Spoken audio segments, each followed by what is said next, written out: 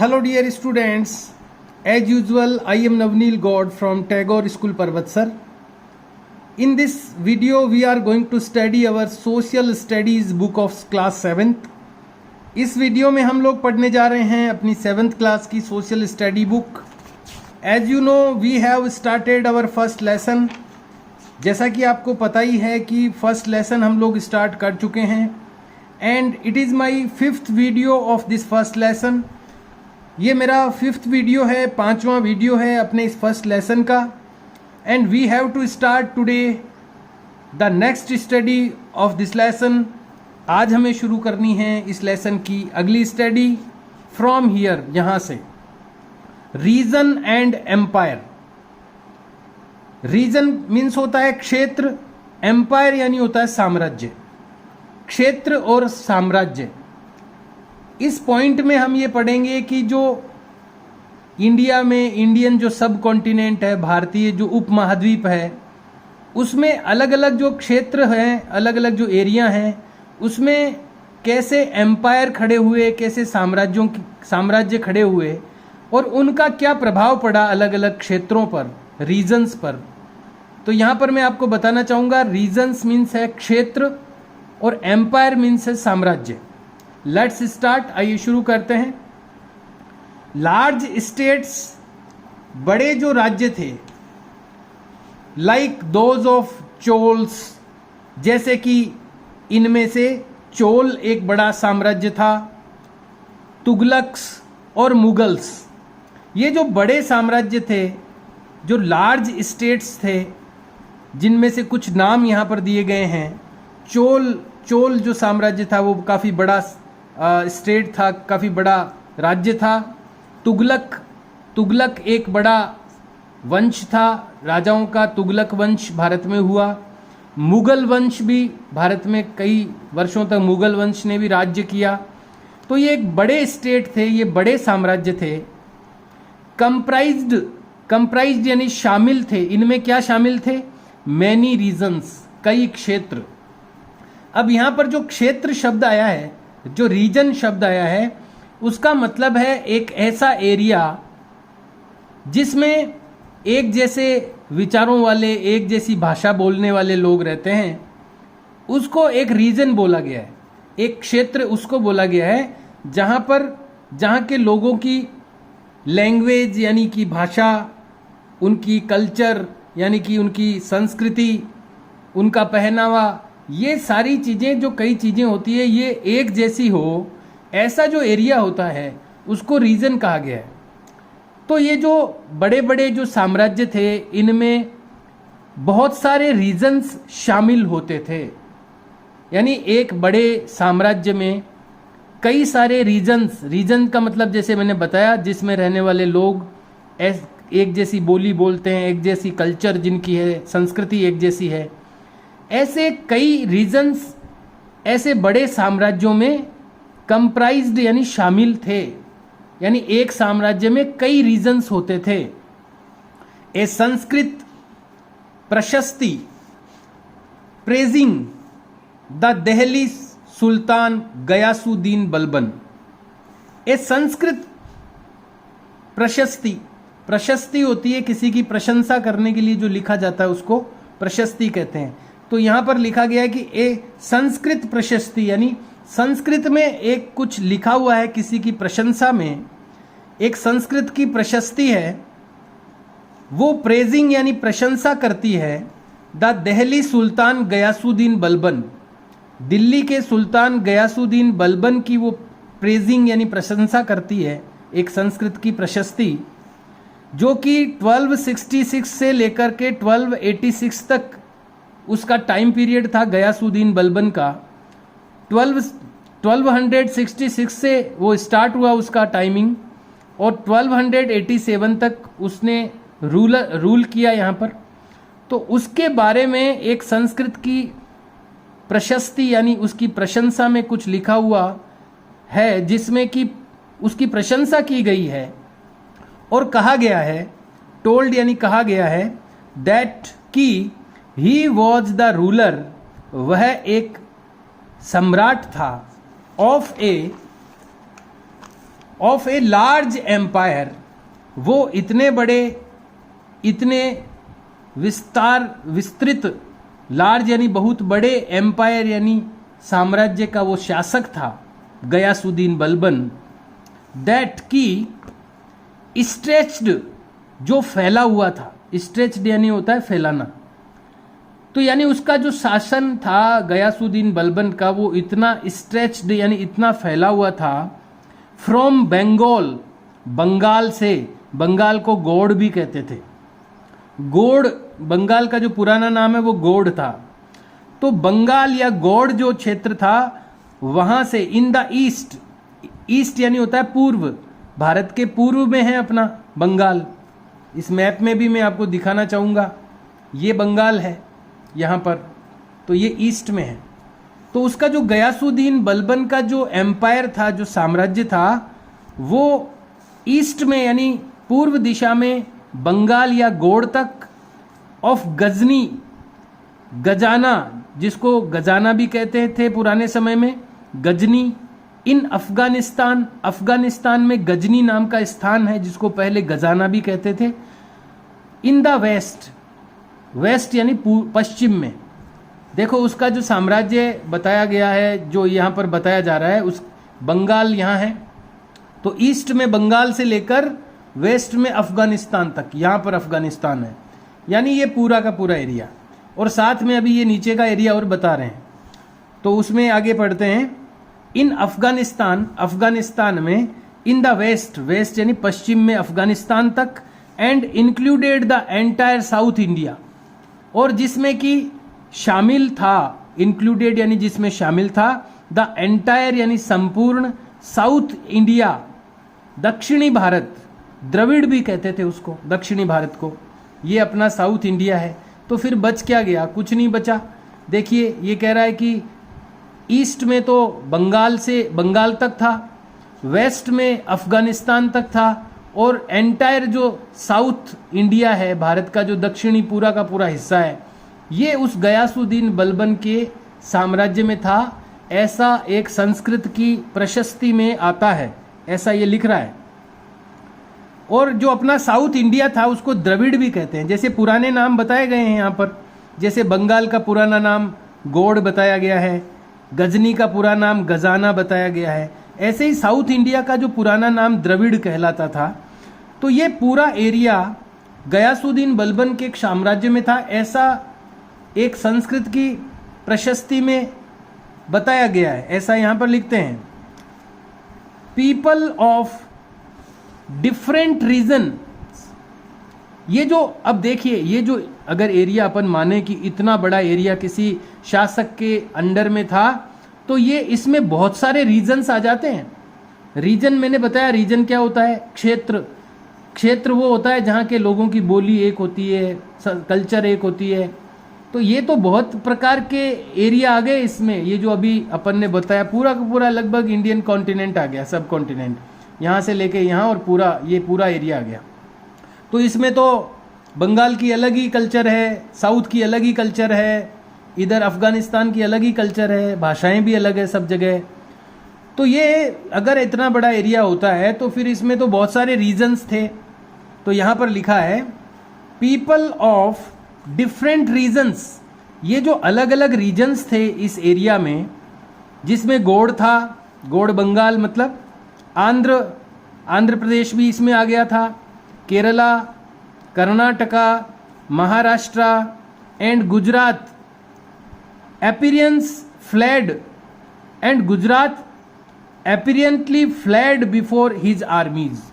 और यहाँ पर यह भी इसमें कहा गया था कि ये जो एरिया, ये जो क्षेत्र अभी नाम जिनके बोले गए हैं, गौड़ यानी बंगाल, आंध्र प्रदेश, केरला, कर्नाटका, महाराष्ट्र और गुजरात, अपीरियंटली फेल्ड का मतलब होता है जाहिर तौर पर भाग गए, यानी जाहिर तौर पर भाग गए।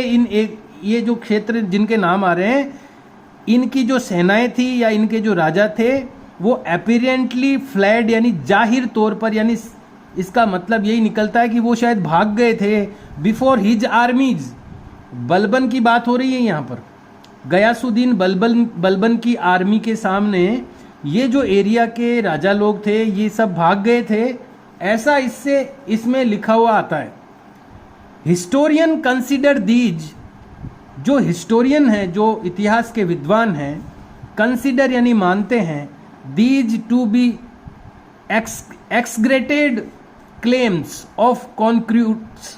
ये जो हिस्टोरियन है, अब ये सब चीज़ें तो एक संस्कृत की प्रशस्ति में लिखी हुई है कि उसके अंडर में इतना एरिया था, यहाँ की सेनाएं उसकी सेना के सामने भाग गई थी, लेकिन ये जो हिस्टोरियन, जो इतिहासकार हैं, वो इसको मानते नहीं हैं।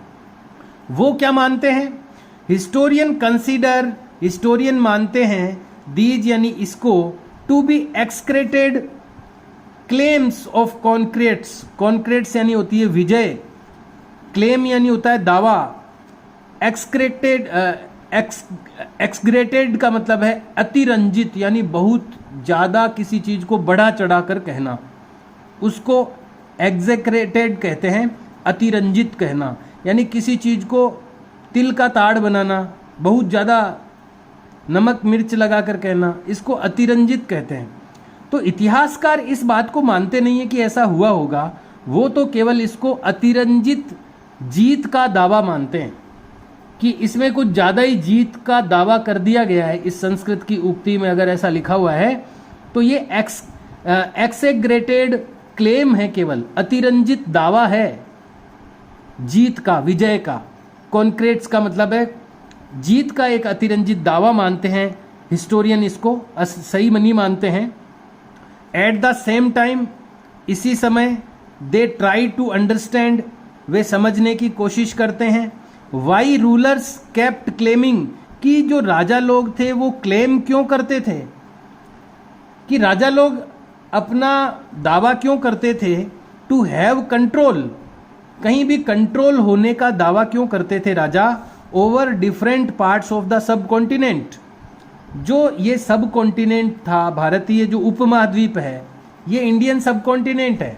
ये पूरा जो हम इंडिया जिसको कहते हैं उसको इंडियन सब कॉन्टिनेंट भी कहा जाता है, क्योंकि ये उपमहाद्वीप है, क्योंकि ये चारों तरफ से घिरा हुआ है, सिक्योर है ये जगह। महाद्वीप क्या होता है? जो चारों तरफ से पानी से भरा हुआ है, बहुत बड़ा एरिया, उसको महाद्वीप कहते हैं। महाद्वीप तो एशिया है अपना, लेकिन इंडिया को भी सब कॉन्टिनेंट माना गया है, उपमहाद्वीप। तो ये जो लोग, जो राजा लोग थे, ये इस तरह के दावे, यानी क्लेमिंग का मतलब होता है दावे, कि बड़े एरिया पर कंट्रोल होने का दावा ये क्यों करते थे।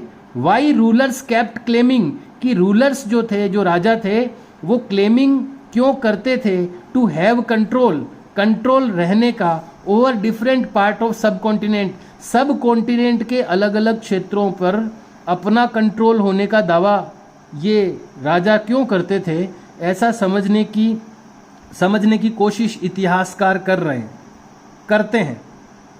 जैसा कि यहाँ पर एक पढ़ा हमने कि गयासुद्दीन बलबन के बारे में किसी संस्कृत की उक्ति में, प्रशस्ति में, अब उसी के दरबार में कोई होगा संस्कृत का जानकार, गयासुद्दीन बलबन के दरबार में लिखवा दिया होगा किसी से।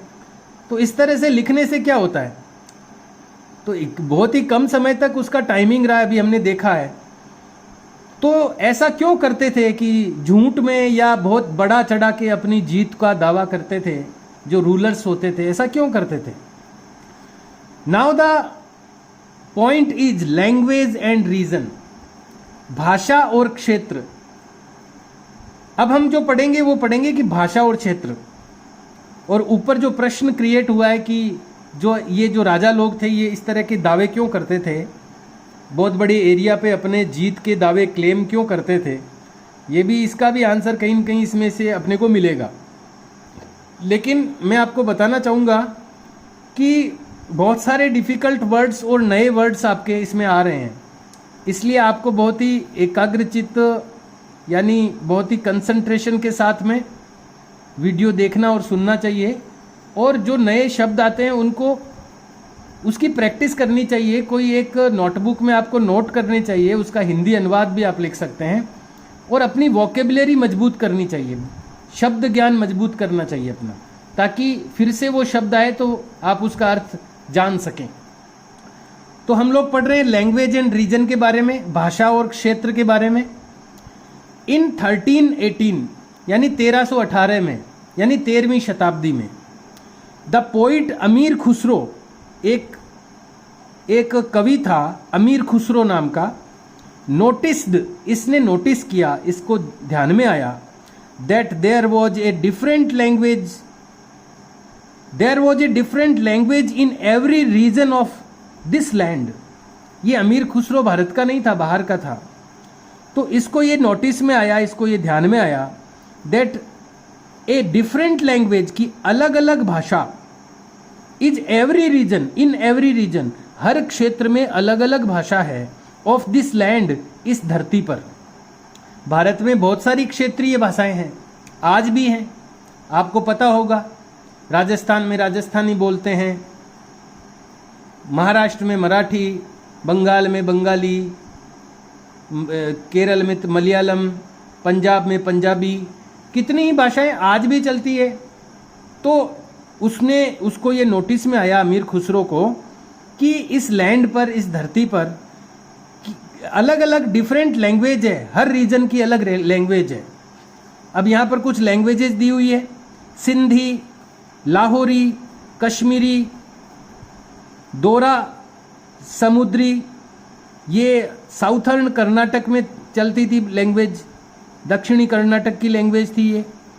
तेलंगानी इन आंध्र प्रदेश में तेलंगानी लैंग्वेज, गुजारी गुजरात में, माबारी ये तमिलनाडु में चलती थी, गौरी बंगाल में, अवधी इन ईस्टर्न उत्तर प्रदेश यानी पूर्वी उत्तर प्रदेश में अवधी भाषा चलती थी, एंड हिंदवी भाषा भी चलती थी in the area around Delhi, Delhi का जो एरिया था उसमें हिंदवी भाषा भी चलती थी। तो अलग अलग रीजन्स में अलग अलग लैंग्वेजेज चलती थी यहाँ पर। ऐसा किसको नोटिस में आया? ऐसा नोटिस में आया अमीर खुसरो को।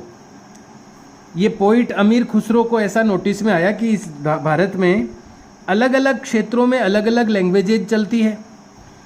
अमीर Khusro continued to explain that, Amir Khusro ने जारी रखा, एक्सप्लेन यानी समझाना, अमीर खुसरो ने इस चीज को समझना या समझाना जारी रखा, that in contrast to these languages, in languages के विपरीत, यानी ये क्षेत्रीय भाषाएं तो अलग अलग क्षेत्र में अलग अलग हैं ही, इसके कॉन्ट्रास्ट में, कॉन्ट्रास्ट यानी इन भाषाओं के विपरीत, देयर वॉज संस्कृत, एक संस्कृत भाषा भी थी, which did not belong to any region, जो किसी रीजन से बिलोंग नहीं करती थी। संस्कृत भी एक भाषा थी जो किसी क्षेत्र से बिलोंग नहीं करती थी, किसी क्षेत्र का प्रतिनिधित्व नहीं करती थी। बाकी भाषाएं तो किसी क्षेत्र में, किसी रीजन में बोली जाती थी, लेकिन संस्कृत एक ऐसी भाषा थी जो किसी रीजन से बिलोंग नहीं करती थी। It was an old language, ये एक पुरानी भाषा थी, and common people do not know it, और जो सामान्य लोग थे वो इसको नहीं जानते थे। It only the Brahmins do, केवल ब्राह्मण जो लोग होते थे वो इस संस्कृत को जानते थे। बाई 700 से many regions already encompassed distinct geological dimension, सन 700 से मैनी रीजन्स यानी बहुत सारे जो क्षेत्र थे ऑलरेडी एनकम्पास्ड का मतलब है अलग अलग, एनकम्पास्ड डिस्टिंक्ट का मतलब है अलग अलग, पहले से ही अलग अलग भौगोलिक आयाम रखते थे। यानी सन 700 से ही जो अलग अलग जो रीजन्स थे, जो क्षेत्र थे, ऑलरेडी एनकम्पास्ड डिस्टिंक्ट यानी अलग अलग, जियोग्राफिकल डायमेंशन यानी भौगोलिक आयाम रखते थे, यानी उनकी भौगोलिक स्थिति अलग अलग थी सभी क्षेत्रों की। And their own language and cultural characteristics, और उनकी खुद की भाषा थी अलग अलग रीजन्स की, और उनका कल्चरल कैरेक्टरिस्टिक्स यानी सांस्कृतिक विशेषताएं भी उनकी अलग अलग थी। तो ऐसा उसके ध्यान में आया कि 700 से सन 700 से ही अलग अलग जो रीजन्स थे, अलग अलग जो क्षेत्र थे, उनका एक तो भौगोलिक आयाम यानी ज्योग्राफिकल डायमेंशन यानी भौगोलिक जो स्थिति थी, यानी उनकी जो भौगोलिक स्थिति से आपको मैंने पहले भी बताया, भौगोलिक का मतलब होता है भूमि के ऊपर, धरती के ऊपर जो उनकी जिस प्रकार की धरती होती है, कहीं पहाड़ होते हैं, कहीं नदियाँ ज़्यादा होती है, कहीं पठार होते हैं, कहीं पर खड्डे ज़्यादा होते हैं, कहीं टीले होते हैं, ये भौगोलिक स्थिति कहलाती है। तो ये जो जियोग्राफिकल जो डायमेंशन थे अलग अलग क्षेत्रों के, वो अलग अलग थे और उनकी लैंग्वेजेज भी अलग थी और उनकी कल्चरल कैरेक्टरिस्टिक्स यानी उनकी सांस्कृतिक जो विशेषताएं थी वो भी अलग अलग थी। They were also associated with the particular ruling dynasties, और वे जो एरिया थे, अलग अलग जो क्षेत्र थे, रीजन्स थे, वो एसोसिएटेड थे यानी संबंधित थे, यानी संबंध रखते थे अलग अलग एरिया। किससे संबंध रखते थे? With the particular ruling dynasties, कुछ खास शासन करने वाले राजवंशों से।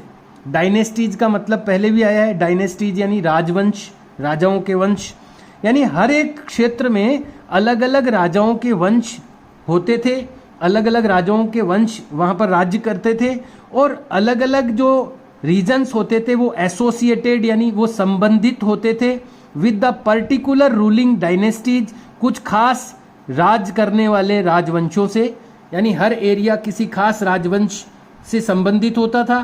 There was considerable conflict between these states, इन जो स्टेट्स, ये जो स्टेट्स होते थे, ये जो अलग अलग राजाओं के राजवंश जहाँ पर शासन करते थे, इनके बीच में महत्वपूर्ण संघर्ष होता था या महत्वपूर्ण संघर्ष रहता था। देयर वॉज कंसिडरेबल, कंसिडरेबल का मतलब है महत्वपूर्ण, कन्फ्लिक्ट का मतलब है संघर्ष। इन जो छोटे छोटे ये जो रीजन्स होते थे, इनके बीच में एक महत्वपूर्ण संघर्ष, कंसिडरेबल कन्फ्लिक्ट होता था between these states, in states के बीच में, इन राज्यों के बीच में संघर्ष रहता था। अकेजनली, कभी कभी, dynasties like the Cholas, Khaljis, Tughlaq and Mughals, कभी कभी क्या हुआ, ये अलग अलग रहते थे, लेकिन अकेजनली यानी कभी कभी ये जो डायनेस्टीज थी, ये जो राजवंश थे जिनके नाम यहाँ पर आए हैं, चोल हो गए और खलजिस हो गया, एक कोई खलजिस राजवंश भी था, चोल राजवंश था, तुगलक राजवंश था, मुगल राजवंश था। कभी कभी ये जो राजवंश थे वर एबल टू फॉर्म, ये कभी कभी बनाने में समर्थ हुए एन एम्पायर, एक साम्राज्य, that was pan regional spanning diverse region. देखो, पैन रीजनल का मतलब क्या होता है मैं बताना चाहूँगा। रीजन का मतलब तो क्षेत्र हो गया, रीजनल का मतलब हो गया क्षेत्रीय, पैन रीजनल का मतलब हो गया ऐसा एरिया जो किसी सीमा से बाहर हो। यानी सीमा में कई ऐसी चीज़ें होती है जो, जैसे लैंग्वेज है, तो लैंग्वेज कई बार सीमा से बाहर भी बोली जाती है, किसी एरिया से बाहर भी एक लैंग्वेज बोली जाती है। तो जो वो लैंग्वेज जहाँ तक बोली जाती है वो एक अलग, यानी सीमाएं तो उसकी उतनी नहीं है उस क्षेत्र की, लेकिन लैंग्वेज के हिसाब से देखें तो सीमाएं बड़ी है उसकी। तो इस तरह का जब सीमा से बाहर कोई एरिया अपन मानते हैं तो उसको पैन रीजनल स्पिनिंग यानी फैला हुआ, डाइवर्स रीजन्स यानी विविध क्षेत्र। तो ये कभी कभी ये जो राजवंश थे जिसमें चोल है, मुगल है, तुगलक है, खलजिस है, खिलजी मतलब खिलजी वंश है, ये कुछ राजवंश थे जिन्होंने ये इस तरह का साम्राज्य स्थापित करने की कोशिश की, जो कि वो जो अपन बात कर रहे थे अभी की अलग अलग भाषाएं होती थी, अलग अलग राजवंश होते थे, उससे मतलब बड़ा राजवंश स्थापित करने की कोशिश कुछ कभी कभी कुछ राजवंशों ने की, कुछ डायनेस्टीज ने की। अब किन्होंने की ये नाम अभी पढ़े अपन ने। Not all these empire were equally stable और सक्सेसफुल। ये जो एम्पायर थे, ये जो साम्राज्य थे, were not all these empires were actually equally stable. ये जो भी एम्पायर अभी अपन ने पढ़े, ये जो नाम पढ़े, ये समान रूप से स्थायी नहीं थे या सक्सेसफुल नहीं थे। इन्होंने प्रयास किया, कभी किसी डायनेस्टी ने, यानी कभी किसी राजवंश ने प्रयास किया बड़ा साम्राज्य बनाने का, कभी किसी ने किया, अलग अलग सक्सेसफुल हुए, कभी कोई हुआ कोई नहीं हुआ, या कम ज़्यादा हुए, या स्टेबल बराबर नहीं थे, किसी ने कम समय तक कोई राज्य को रख पाया, कोई नहीं रख पाया। तो ये इक्वली स्टेबल या सक्सेसफुल नहीं थे, यानी समान रूप से स्टेबल नहीं थे ये लोग, ये साम्राज्य, लेकिन इन्होंने एक बड़ा साम्राज्य बनाने की कोशिश की। When द मुगल एम्पायर, जब मुगल साम्राज्य declined in the 19th century, decline का मतलब होता है किसी को इनकार कर देना, रिजेक्ट कर देना किसी को। जब मुगल साम्राज्य को 19th सेंचुरी में, यानी 19वीं शताब्दी में जब इसको इनकार कर दिया गया, यानी मुगल साम्राज्य का पतन हो गया 19वीं शताब्दी में, 19th सेंचुरी में।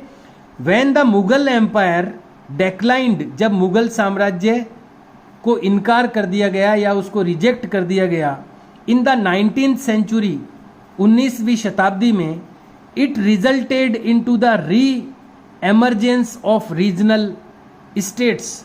तो इसका परिणाम क्या हुआ?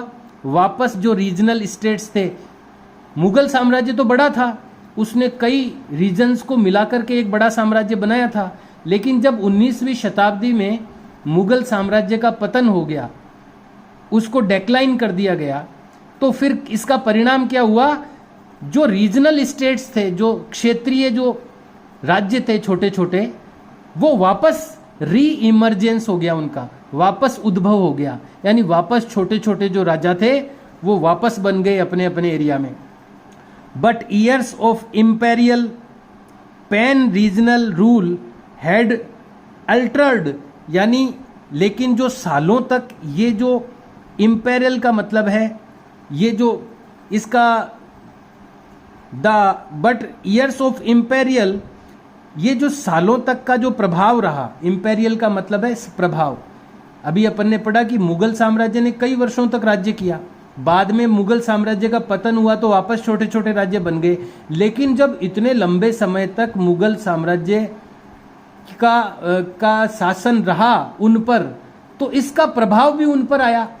ठीक है, उनकी अलग अलग भाषा थी, अलग अलग छोटे छोटे रीजन्स की, लेकिन जब वो किसी बड़े राजा के अंडर में रहे लंबे समय तक, तो जो ये ईयर्स ऑफ इंपेरियल, ये जो लंबे समय तक का जो प्रभाव था, पैन रीजनल रूल, ये जो पैन का मतलब मैंने समझा दिया, सीमाओं से बाहर, रीजनल, पैन रीजनल का मतलब है क्षेत्रीय सीमाओं से बाहर का जो ये प्रभाव रहा वर्षों का, had altered the character of the regions, इसने उस रीजन का जो कैरेक्टर था, उसकी जो विशेषताएं थी, उसको बदल दिया, यानी उस पर प्रभाव डाल दिया। देखिए, कोई भी आदमी जब लंबे समय तक गुलाम रहता है तो उसका प्रभाव पड़ता है उस पर। ऐसे ही जब छोटे छोटे जो रीजन्स थे वो लंबे समय तक मुगलों के अधीन रहे, तो बाद में भले ही वो 19th सेंचुरी के बाद में वापस अलग हो गए, वापस उनका री एमर्ज्ड हो गए, वो वापस उद्भव हो गया उनका, लेकिन उनका जो कैरेक्टर था, उनकी जो विशेषताएं थी, उनको काफ़ी तौर पर इतने लंबे समय के कारण इनको बदल दिया। अक्रॉस मोस्ट ऑफ द सब कॉन्टिनेंट, पूरे सब कॉन्टिनेंट में ऐसा हुआ, पूरे भारतीय महाद्वीप में ऐसा हुआ। The regions were left with legacies of large and small states. Legacies का मतलब है विरासत, लेगेसीज मीन्स विरासत, यहां पर लिखा है। तो ये पूरे भारत में, इंडियन कॉन्टिनेंट में ऐसा हुआ। द रीजन्स वर लेफ्ट, ये जो रीजन्स थे जो बाद में वापस अलग हुए, वर लेफ्ट यानी स्वतंत्र हुए, with the legacies of the large and small state, ये जो बड़े और छोटे साम्राज्यों की विरासत इनको मिली, यानी इतने लंबे समय तक जब कोई किसी के अंडर में रहता है तो विरासत के रूप में कई चीज़ें आ जाती है उसमें। तो इसके जो रीजन्स वर लेफ्ट, यानी जो क्षेत्र थे वो छोड़ दिए गए या छूट गए, यानी स्वतंत्र हुए, लेकिन कैसे हुए? With the legacies of large and small states, बड़े और छोटे राज्यों की जो विरासत थी, उनके अंदर जो चीजें आई उसके साथ वो स्वतंत्र हुए। That had ruled over them, जिन्होंने उन पर राज्य किया लंबे समय तक, उनके अंदर से कुछ विरासत उनके अंदर भी आई, लेगेसीज यानी विरासत उनके अंदर भी आई। This was apparent in the emergence of various distinct shared traditions, और ये इसका जो प्रगटीकरण हुआ वो विशिष्ट जो ट्रेडिशंस थे, ये जो उनकी जो परंपराएं थी, उनमें आपस में जो विशिष्ट परंपराएं थी उनकी शेयरिंग के रूप में इसका उद्भव हुआ। यानी ये जब वापस अलग अलग हुए, लेकिन इतने लंबे वर्षों के कारण इनकी जो ट्रेडिशंस थी, इनकी जो परंपराएं थी, उनका आपस में शेयर हुआ, यानी एक दूसरे से आदान प्रदान हुआ। उनकी जो विशिष्ट परंपराएं थी, डिस्टिंक्ट विशिष्ट, और जो शेयर्ड ट्रेडिशंस थी, यानी आपस में जो उनकी संस्कृतियां मिली जुली इतने लंबे समय तक, इसका इस तरह से उनका उद्भव हुआ। In the remains of governance, जो उनका रीजन्स ऑफ गवर्नेंस, उनके जो सरकार चलती थी उन बड़े राज्यों की, उनका जो अवशेष रिमेन्स का रीजन्स यानी क्षेत्र, इन सरकारों का जो क्षेत्र था उसमें ये चीज़ें आपस में शेयर हुई, उनकी संस्कृतियां आपस में आदान प्रदान हुआ, क्योंकि वो एक लंबे समय तक किसी बड़े राजा के राज्य में या साम्राज्य में रहे। द मैनेजमेंट ऑफ इकोनॉमी, या किन किन चीज़ों पर प्रभाव पड़ा, इकोनॉमी यानी अर्थव्यवस्था के मैनेजमेंट पर, एलीट कल्चर, एलीट का मतलब उत्कृष्ट संस्कृति आपस में आदान प्रदान हुई, एंड इन लैंग्वेज, और भाषाओं का भी आदान प्रदान हुआ। Through the 1000 years between 700 and 1750, सन 700 से लेकर 750, इन 1000 सालों के बीच में the character of the various regions did not grow in isolation. ये जो टाइम था 1000 सालों का, 700 से लेकर 1750 तक, इस समय में जो रीजन्स थे, जो वेरियस रीजन्स थे, वो आइसोलेशन के साथ नहीं उनकी वृद्धि हुई, यानी अकेले वृद्धि नहीं हुई उनकी। जैसे कि अलग अलग भाषाएं थी, अलग अलग उनकी संस्कृति थी, लेकिन ये जो समय रहा 700 से लेकर 1750 के बीच का, इसमें उनकी जो ग्रो हुए, जो रीजन्स ग्रो हुए, वो आइसोलेशन के साथ नहीं हुए, यानी सेपरेट उनकी वृद्धि नहीं हुई, वो आपस में एक दूसरे के ऊपर प्रभाव डालते हुए उनकी वृद्धि हुई। These regions felt the impact of larger pan regional forces. ये जो रीजन्स थे, ये जो एरिया थे, जो लंबे समय तक साम्राज्यों के अंडर में रहे, इनके ऊपर इम्पैक्ट यानी प्रभाव इन्होंने महसूस किया। The larger pan regional forces, the integration without ever significantly losing their distinctive, यानी ईवर का मतलब होता है कभी, सिग्निफिकेंटली यानी प्रभावी रूप से, लॉसिंग देयर डिस्टिंक्टनेस यानी विशिष्टताओं को छोड़े बिना, कभी भी अपनी विशिष्टताओं को छोड़े बिना उन्होंने एक सीमा से बाहर के प्रभाव को महसूस किया। ये थोड़ा सा ये जो वर्डिंग है ये कॉम्प्लिकेटेड है, इसका जो सेंस है वो ये है कि उनकी जो डिस्टिंक्ट का मतलब होता है विशिष्टता, डिस्टिंक्टिवनेस का मतलब है विशिष्टता, और सिग्निफिकेंट का मतलब होता है प्रभावी। अपनी सिग्निफिकेंट लॉसिंग देयर यानी प्रभावी रूप से बिना उन्होंने अपनी विशिष्टता को खोए, और एकीकरण के प्रभाव को उन्होंने फेल्ट यानी महसूस किया, यानी अपनी जो विशेषता थी वो खोई नहीं उन्होंने, आज भी है। आप आज भी देखेंगे तो हर जो रीजन है, जो भाषाएं हैं, वो आज भी हैं, उनकी विशेषता आज भी है। केरल में अलग प्रकार का खान पान है, उनकी कल्चर अलग है, उनकी भाषा अलग है, हमारे राजस्थान में अलग है, हर रीजन में अलग अलग है। तो अपनी जो विशेषता थी, तो डिस्टिंक्टिवनेस जो विशेषता थी उनकी, उसको बिना खोए उन्होंने, लेकिन जो इंटीग्रेशन यानी एकीकरण का जो फोर्स है, उसका जो प्रभाव है, उसको फेल्ट यानी महसूस किया। तो यहाँ पर हमने ये पढ़ा है कि एक समय था जो कि 700 से 1750 तक का जो समय था, 700 से 1750 के बीच का जो 1000 सालों का समय था, इसमें एक ऐसा ये समय था जहाँ पर किसी भी क्षेत्र का बिना किसी के प्रभाव के विकास नहीं हुआ, यानी एक दूसरे पर प्रभाव रहा क्षेत्रों का, भाषाओं का भी प्रभाव रहा, क्योंकि विदेशी जो कई ऐसे सल्तनत थे, कई ऐसे राजा थे जिन्होंने लंबे समय तक एक बहुत बड़े भूभाग पर अपना राज्य किया। तो जब वो एक बड़े भूभाग पर राज्य करते थे तो उसमें बहुत सारे रीजन्स आते थे, तो इसलिए उनका आपस में एक दूसरे पर प्रभाव पड़ता था। और इस तरह एक दूसरे का प्रभाव एक दूसरे पर डालते हुए ये जो 1000 साल है, ये 1000 साल में जो वृद्धि हुई, जो प्रोग्रेस हुई उन एरियाज में, वो एक दूसरे पर प्रभाव डालते हुए हुई, सेपरेट नहीं हुई, आइसोलेशन के साथ उनकी ग्रो नहीं हुई उस समय में। और वो कौन से डायनेस्टीज थे, कौन से राजवंश थे, ये भी हमने पढ़ा। तो इस तरह से यहाँ पर हमने लैंग्वेज एंड रीजन्स के बारे में पढ़ा कि अलग अलग रीजन्स में अलग अलग लैंग्वेज थी, आज भी है, लेकिन बीच में इस तरह का मिला जुला प्रभाव भी एक दूसरे पर उनका पड़ता रहा। Dear students, our time is over of this video. We have to finish the video. You should try to understand the sense of the part of the lesson के पार्ट को, उसका जो सेंस है, उसका जो मतलब है वो समझने की कोशिश करनी चाहिए। And I am also trying to explain you, और मैं भी आपको एक्सप्लेन करने के लिए कोशिश कर रहा हूँ। और कुछ डिफ़िकल्ट वर्ड्स भी हैं, कठिन शब्द हैं, उनको समझने के लिए थोड़ी सी एक्स्ट्रा एफर्ट करनी होगी, कुछ प्रयत्न ज़्यादा करना होगा। जैसा कि मैंने कहा, बहुत सारे हिंदी के जो वर्ड्स हैं, जो हिंदी मीनिंग है वो भी मैंने लिखे हैं। तो इन वर्ड्स को, जो डिफ़िकल्ट वर्ड्स आ रहे हैं, बहुत ही टिपिकल वर्ड्स यहाँ पर यूज किए जा रहे हैं, उनको आपको अलग से लिखना चाहिए, एक नोटबुक बना लेनी चाहिए, मैं तो कहता हूँ सेपरेट। और हर लेसन में कौन कौन से डिफ़िकल्ट वर्ड्स हैं उनको लिख करके उनका हिंदी मीनिंग आपको लिखना चाहिए और लर्न करना चाहिए। We will start the next part of the lesson in our next video. See you and bye.